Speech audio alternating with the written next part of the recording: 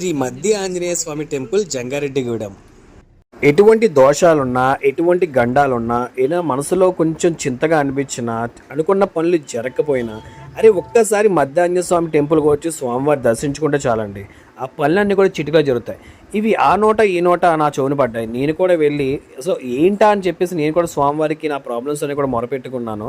అనుకున్న దానికన్నా ముందరే ఆ ప్రాబ్లమ్స్ అన్ని సాల్వ్ చేశారు మన మధ్య ఆంజనేయ స్వామి వారు. నిజంగా చెప్తున్నానండి, మనసు ఎంత ప్రశాంతంగా అనిపిస్తుందంటే ఇక్కడికి వచ్చిన తర్వాత మన బాధలన్నీ కూడా ఆయన చెప్పిన తర్వాత వెళ్ళేటప్పుడు ఎంత మనశ్శాంతిగా వెళ్తామో ఆ ప్రాబ్లమ్స్ అన్నీ కూడా సాల్వ్ అయిపోతాయి అనమాట. కావాలంటే మీరు కూడా ఒకసారి దర్శించుకోండి. ఇక్కడ మనకు కనిపిస్తున్నటువంటి ఈ తెల్ల మద్ది ఆ చెట్టు కిందే స్వామివారు వెలిసారనమాట స్వయంభూగా.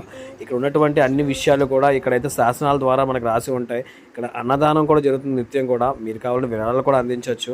ఇక్కడ స్వామివారి ఆ శాసనాలన్నీ కూడా ఇలాగా ఇక్కడ వెలిసారు, ఇవన్నీ కూడా ఇక్కడైతే రాసి ఉంటాయి. ఒక్కసారి స్వామిని దర్శించుకోండి.